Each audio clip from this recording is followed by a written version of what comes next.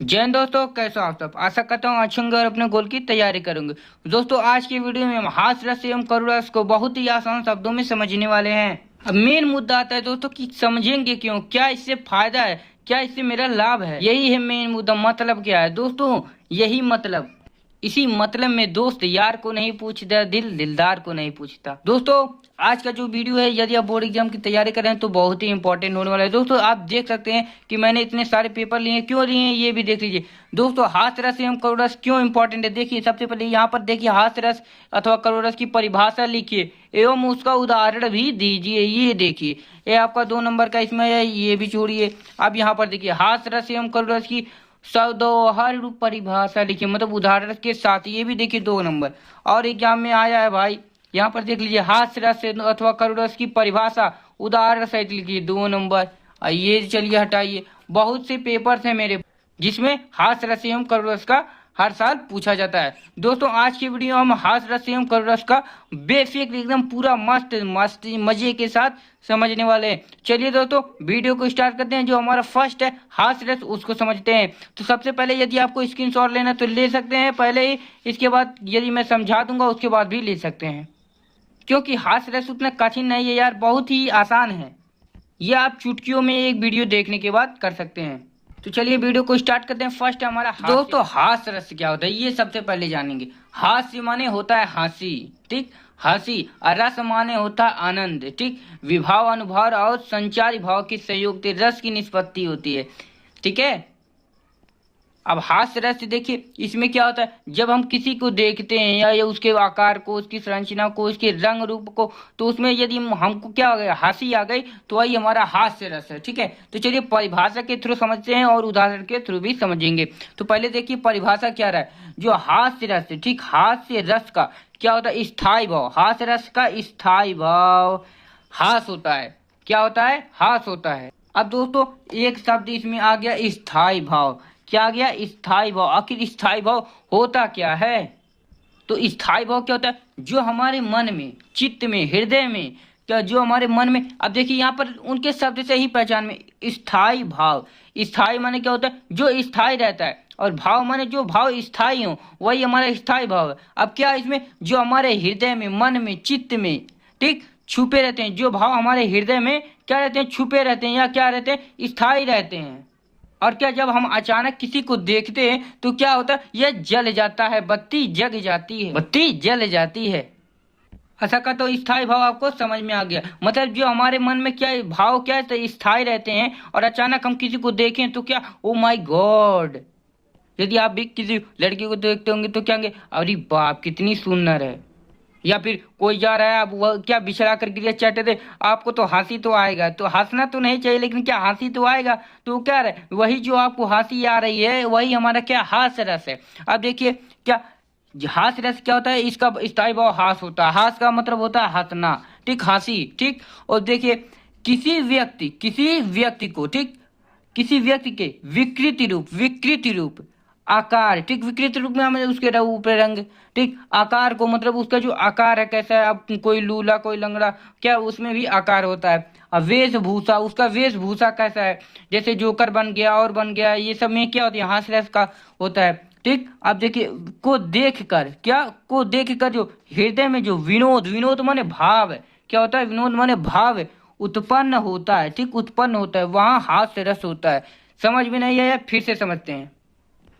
हास्य रस का जो स्थायी भाव होता है, हास होता है। ये आपके लिए बोर्ड एग्जाम में ऑब्जेक्टिव क्वेश्चन के रूप में भी पूछ सकता है कि हास्य रस का स्थायी भाव क्या होता है, ठीक है।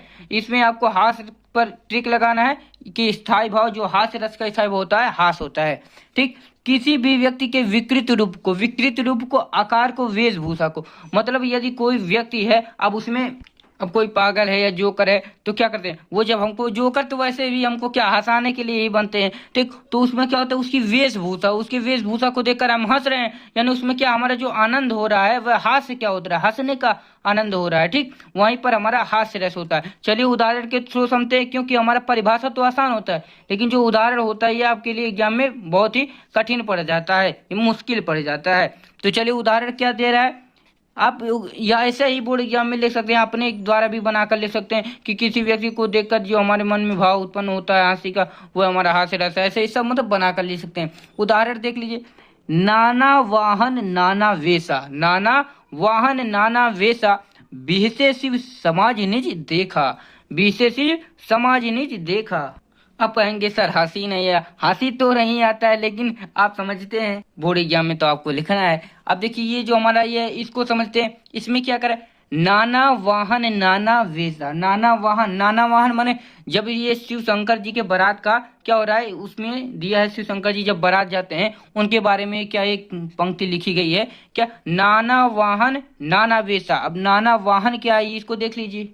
अब नाना वाहन क्या है, नाना वाहन, ठीक, नाना वाहन। अब देखिए जब शिव शंकर जी बारात में जब जाते हैं मतलब अपने शादी में, तो क्या होता है उसमें जो कुछ लोग होते हैं, अब जैसे कि आप जानते हैं कि उनके बारात में भूत ऊत सबकी अपनी अपनी देवताओं की सवारी होती है, तो उसमें नाना वाहन कौन है, मतलब जो वाहन जो उनके शंकर जी के बारात में गए थे, तो कोई घोड़े पर गया था, कोई गधे पर, जैसे अब गणेश जी का जो सवारी था मूसक था उसी मतलब गणेश जी अभी शादी तो हुआ था ना, उससे पहले तो हुआ है नहीं, लेकिन जो और देवता थे क्या आपने अपनी सवारी लेकर, कोई घोड़ा कोई गधा कोई हाथी पर, तो क्या होगा ये सवारी लेकर गए थे, उन्हीं को हम क्या कहते हैं नाना वाहन कहा जाता था। और नाना वेशा, वेशा मतलब होता है जो वहाँ के लोग गए थे वेशभूषा, कोई भूत था तो कोई हाथ काट कर पूरा पहना हुआ था। आप शंकर जी को ही देख सक लीजिए, उनके गले में सांप है और कान में बिच्छू है, और जो सर पर होता है बाल लपेटे उसमें भी सांप है।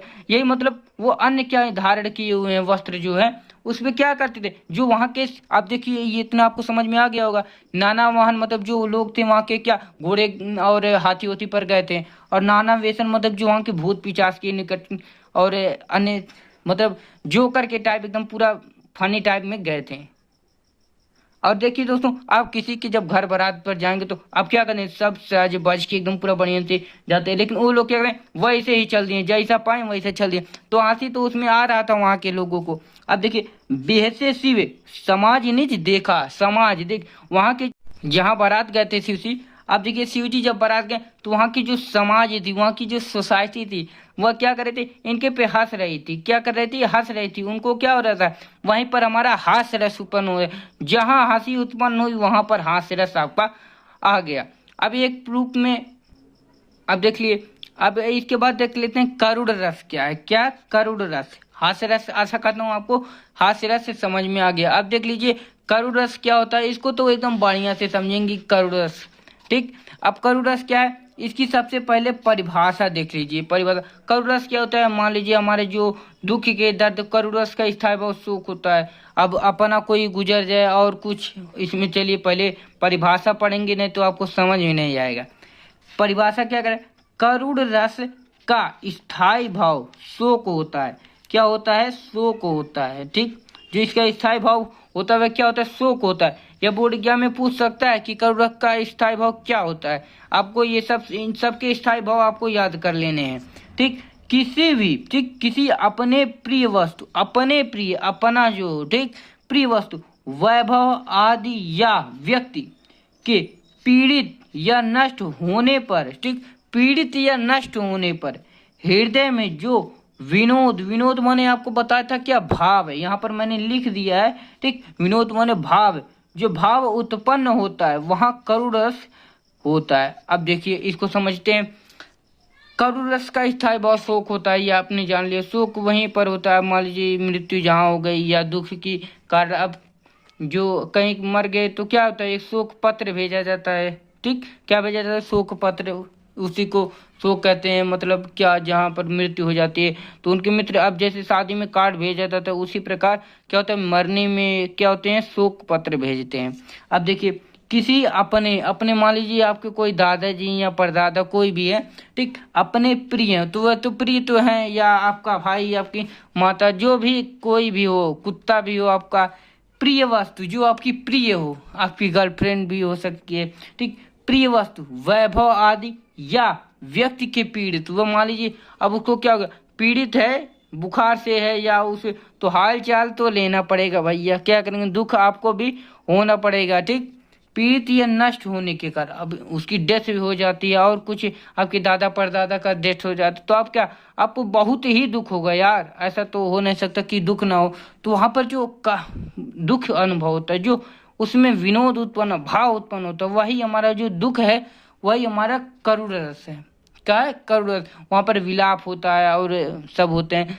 तो परिभाषा तो आप बनाकर भी लिख सकते हैं यार, यह मैं 100% गारंटी दूं। कुछ भी बनाकर आप जो भी दुख के बारे में आप बनाकर लिख सकते हैं। ठीक, विभाव अनुभाव में जहाँ करुण रस का स्थायी भाव हो, तो वहां पर आप ऐसे बना कर ले सकते हैं।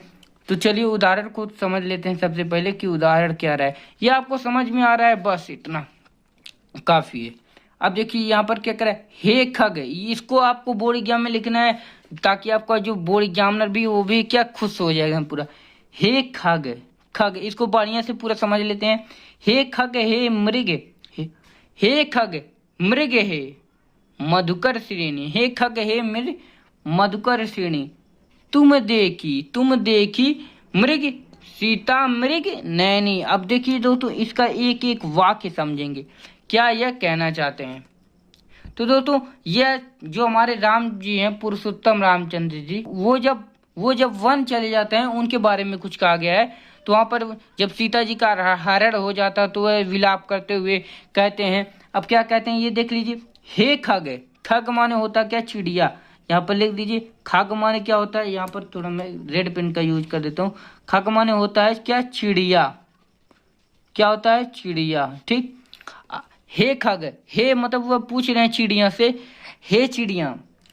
और देख लीजिए पहले अर्थ समझ लीजिए। मृग माने होता है क्या, मृग माने होता है क्या होता है आपका, मृग माने होता है पशु। क्या होता है, मृग माने होता है पशु। यहाँ पर पशु लिख दीजिए। ठीक, मृग माने होता है पशु। अब मधुकर श्रेणी, मधुकर श्रेणी माने होता है मधुमक्खियों की एक समूह। ठीक, क्या मधुमक्खी कह रहे भावरों का समूह। ठीक, भावरों का। ठीक, यहाँ पर क्या होता है, मधुकर श्रेणी, मधुकर श्रेणी। ठीक, इसका जो होता है भावरों का समूह, भावरों का समूह। इतना आप जान, भावरों का क्या होता है, एक समूह हो गया। ठीक, अब इसे कैसे पूछते हैं ये देख लीजिए। कहते हैं हे खग हे चिड़िया, हे खग हे मृग। इसको थोड़ा साफ से इसमें क्या करें, हे खग मृग, हे खग मृग हे मधुकर श्रेणी, हे चिड़िया, चिड़िया या मतलब पशु पंछी, जो इनको पक्षियां ही कहते, हे पक्षी। मृग माने होता पशु, हे पशु पक्षियों। और हे मधुकर श्रेणी, हे भंवरों। क्या तुम देखी सीता, मधुकर श्रेणी देखी, तुम देखी सीता मृग नैनी। मृग नैनी माने क्या होता है, हिरण के समान आंखों वाली। ठीक, हिरण के, मृग नैनी माने आपको लिखना है हिरण के समान। ठीक, हिरण के समान आंखों वाली। ठीक, हे खग मृग हे मधुकर श्रेणी, हे पशु पक्षियों एवं हे भंवरों। क्या तुम देखी सीता मृग नैनी, क्या तुमने मेरे सीता को, विलाप करते हुए कहते हैं क्या, हे भंवरों, हे चिड़िया, हे पशु, क्या तुमने मेरी सीता को, जो जिनकी आंखें हिरण के समान है। ठीक, हिरण के समान वाली आंखें, हिरण के समान आंखों वाली सीता को देखा है। इस प्रकार यह पूछते हैं विलाप करते हुए। यहाँ क्या करें, वो भी दुख में। अब उनकी जो पत्नी, अब आपकी गर्लफ्रेंड को कोई और घुमा कर ले जाएगा तो आपको तो पूरा क्या होगा, दुख तो होगा ही भैया। आपकी गर्लफ्रेंड है, कोई और बैठा के मोटरसाइकिल पे ले जाएगा तो उसको तो क्या होगा, दुख तो होगा करेगा। उसी को अब जो आपको दुख होगा वही है हमारा करुण रस। ठीक, आशा करता हूँ ये करुण रस, हास्य रस आपको समझ में आ गया होगा। तो दोस्तों, वीडियो पसंद आए तो वीडियो को लाइक जरूर कर दीजिएगा। चैनल पर नए हैं तो चैनल को सब्सक्राइब जरूर कर दीजिए और स्क्रीनशॉट ले लीजिएगा ताकि आपको बोर्ड एग्जाम में कोई भी समस्या ना हो। आपकी समस्या हमारी समस्या ही है। चलिए, आप स्क्रीनशॉट लेना चाहते हो तो भी एकदम स्क्रीनशॉट ले सकते हैं। ठीक, मिलते हैं नेक्स्ट वीडियो में। जय हिंद, वंदे मातरम।